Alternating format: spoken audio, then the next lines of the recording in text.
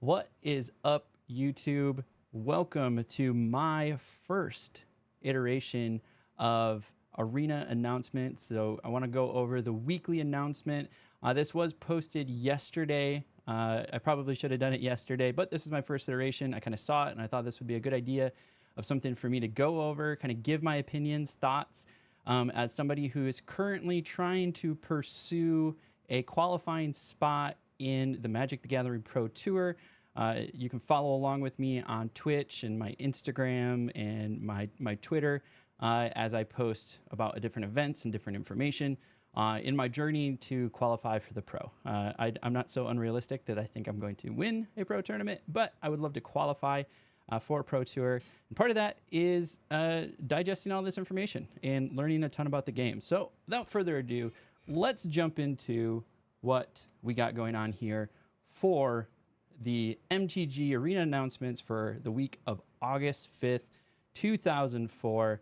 First and foremost, Bloomberg is out and Quick Draft is open as of Friday. So this coming Friday, August 9th, if you're watching this, I'm going to hopefully post it on Tuesday, August 6th, but it will also be, if not, it'll be posted Tuesday, August 7th, or it's Wednesday, August 7th.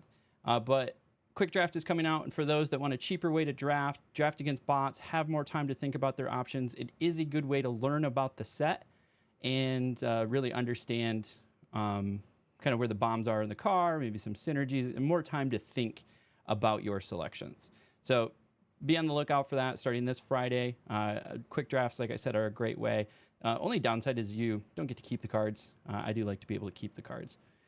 Next up is this weekend is an August qualifier weekend. And so if you don't know, there are qualifier events that will get you into Arena Opens. And so they hold them throughout the month. The first one will be this Friday. If you're not already qualified and don't have a qualifying play-in chip, you can earn one this Friday. It is a best of 3 sealed format. So sealed is going to be a little bit different way to approach it. It's not going to be draft, which is a little bit different way. I've done one of these sealed events before. They are difficult because you only have the cards you were dealt. And I feel like every single time I've done one of these sealed events, people just have these insane sick decks with tons of synergy, and I get blown out. But I will be trying to do one of these sealed events this weekend. Normally, I think with the schedule I'm trying to do, I would take Friday, Saturday, and Sunday off from streaming. But I might, if I'm available, stream my qualifier attempt. If you do qualify through the qualifier attempt, you can then go on to the Saturday or Sunday event. So obviously Friday qualifies for Saturday, and then if you do well on Saturday, you can qualify for Sunday's event. And then if you win on Sunday, if you get 6 wins, so you got to get 7 wins on Saturday, and then you got to get 6 wins on Sunday. And then if you can manage to get 7 or 6 wins on Sunday, you will qualify for the Arena Championship, which is a full live streamed commentator based tournament. So I do tend to watch those. They're pretty fun to watch. So it is kind of another quote unquote path to pro. It's not qualifying for the actual in paper pro events, but it is a good way to, at least digitally, get into competitive Magic. And so that'll be something that's on my radar for sure. Next up is the Arena Open itself, which will be on August 17th through the 18th. So those that qualify will then have a chance to compete, $2,000 in prizes up for grabs. You'll compete in sealed matches on day 1, which is Saturday, August 17th, where you can earn entry into day 2 drafts on Sunday. And then August 18th, you can walk away with a cash prize and an invite to the September qualifier weekend. So that's a good way to get around that, having to go through the qualifier play-in. You'll already have a qualifier token. So, and you get a sweet sleeve. sleeve art. Say, hey, I did it. I competed. Other cool things going on. This one actually bleeds from Arena into IRL or in real life for the nerds, people that maybe aren't so nerdy that play Magic. I don't know if that's a real thing. And at your LGS, there's another acronym for you, local game store. So if you play in their standard events, August 2nd through 31st, you'll get Bloomborough Mythic packs for playing in the event. So you get Arena awards for playing these standard events at your local game stores. So really cool way to kind of get involved with your local game store and have it bleed over into Arena. Now here is the news of the town. So if you're not living and breathing Magic the Gathering, you may or may not know this. One of the two most powerful decks in Modern right now is Boros Energy and Mardu Energy. Of course, behind Bant Nadu, and we don't need to talk about Bant Nadu right now. Although I do have a Bant in my collection I'm thinking about selling. Hopefully something is done by that. But that both of those decks very heavily rely on Ocelot Pride and Guide of Souls and in a combo. So they tweaked that combo in Historic. So if you're unaware, Historic is sort of Arena's version of Modern, and it's sort of Modern balanced. So they can take the opportunity, look at the cards and balance them. So the paper writing will not change for these cards, obviously. So cards like Galvanic Discharge now generates 2 energy, and it was only 3 before. Guide of Souls now costs 4 energy to make an Angel versus it was 3 before. And then Ocelot Pride now costs 1 colorless, 1 white, was before just 1 white. So they increased the cost of Ocelot Pride, so you're not playing that for cheap onto the board.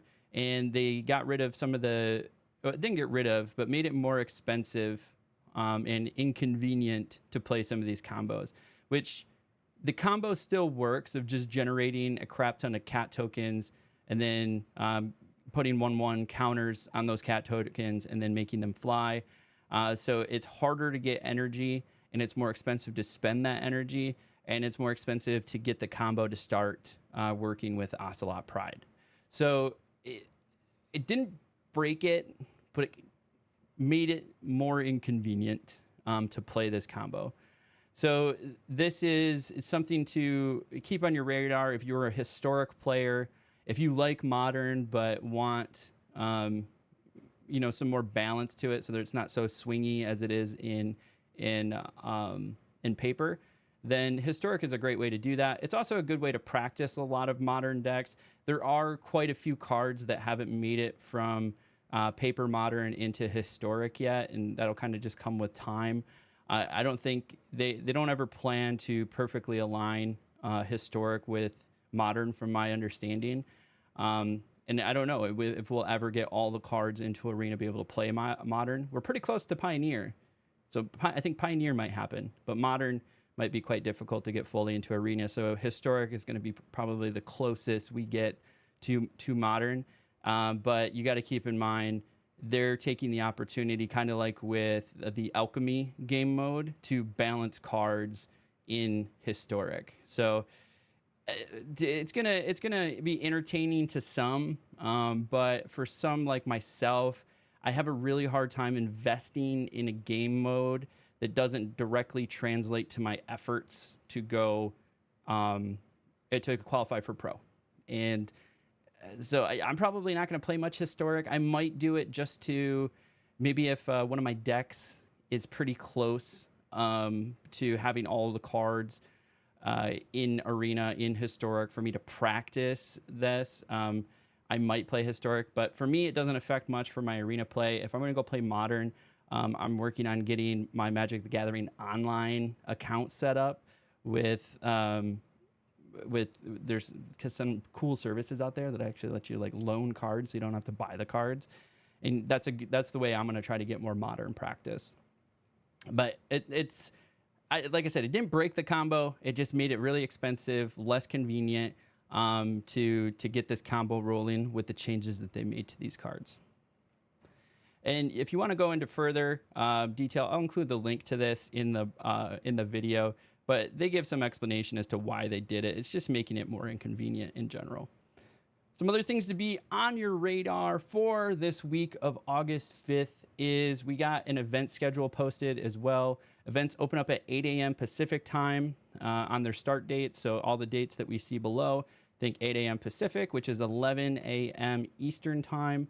And then we'll close on the ending date at 8 a.m. So it's just going to close at 8 a.m. in the morning on each of these days. So midweek Magic event, there is a Bloomborough constructed from August 6th to the 8th. So that was starting this morning and then going until, what is that, Thursday? So obviously midweek Magic events. And then the next week, 13th through the 15th, will be a Brawl. August 20th to the 22nd is going to be Into the Future and a Momir game mode the week after that. We got some quick drafts coming up. So from now until August 30th to August 9th, we'll have March of Machines quick draft. From the 9th to the 20th, so a good chunk of days. So almost 2 weeks, 11 days there, 12 days. We'll have Bloomborough quick drafts again. I think good practice, cheap practice for drafting Bloomborough if you're trying to get better for your LGS in your in-person events. And then a Wilds of Eldraine quick draft is another interesting one. Again, quick draft for the older sets. I don't know, not a big fan of them personally, just because you don't get to keep the cards. I mean, I would rather keep the cards if I'm going to draft those sets, maybe because it's a good way to build out your collection. But quick draft with the current set, things that you can translate to the real world, I think is a good idea and definitely worth your time and practice. Got some other events. There's an alchemy event, which cool. Alchemy is just basically they take paper and they fix it. I'm not the biggest fan of alchemy either. It's kind of like historic in my book. August 30th through September 1st, we're doing a timeless metagame challenge. We'll see what that's about. And then we got some flashback drafts coming up. So premier drafts, these would probably be worth doing because you get to keep the cards. We got upcoming Dominaria, Dominaria United, Amonkhet Remastered, and Zendikar Rising premier drafts. So that means it's timed, but you do get to keep the cards. So something to be worth the lookout for if you have some cards that you're missing in your collection from these sets. Definitely worth keeping an eye on those. And then we talked a little bit about the qualifier events already, but those are coming up. And then here's a breakdown of that competitive play schedule. We got the qualifier play-in events, the qualifier weekend events. We talked about when those are starting this weekend and then moving through the weekend as you qualify, which will then get you into that arena opening. Lastly, another thing to keep in mind is the August 2024 ranked season. So you get rewards depending on your rank in your ranked play. So I've been playing a lot of Explorer because that's actually pretty close to Pioneer. And I have a fun Red Wizards win deck in there right now. So I've been pushing. I've already made it to Platinum rewards. So I'm guaranteed at least 3 Bloomborough packs and 1,000 gold, a Consumed by Greed card style, and a Salvation Swan. So I'm going to get both of these style cards. And then as I move up, so if I make it into Diamond, I'll get a Bloomborough, four Bloomborough packs. And then into Mythic, which is the goal for ranked play, both in constructed and in draft, is those 5 Bloomborough packs and 1,000 gold. So some nice things to keep on the lookout for. You get some packs by your placement alone. And I know a lot of free-to-play players that pretty easily get to gold, if not platinum, each season. So don't worry about having to invest a bunch of money. Find a good deck that you can play in any of the main game modes like Standard or Explorer or Historic if you want to go play Historic or Alchemy. And then there's also ranked rewards for draft. So if you're just a draft player, these same awards or rewards also count. So that is the breakdown for the weekly newsletter for MTG Arena. Hope you like my insight. It's good information. It's about what's coming up in and around Arena. I like some of the things that are bleeding into the game and the real world. So with like the standard event rewards that you'll get, mythic packs in Arena. The quick drafts coming up, again, great practice for folks. It was one that was on my radar. Some of the competitive formats coming up, I'm interested in playing in those. I don't historically do very well in them, but I'm still interested in playing in those.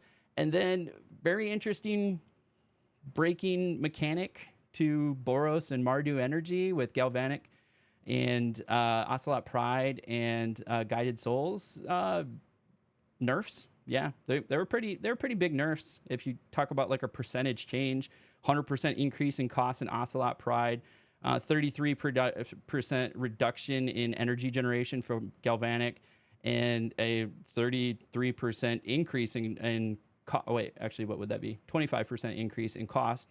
Is it 30? I don't know. Math. It's going to be more expensive to make angels in with the Guided Souls card. So if you like these updates, leave a comment below. If you'd like to see more Magic the Gathering news, arena news, my insights into anything, leave those comments below. I'm looking for different content to make. And of course, if you like hanging out with me, come check me out on Twitch. I'm trying to stream every Monday through Thursday from around 9 p.m. Eastern to about 1 a.m.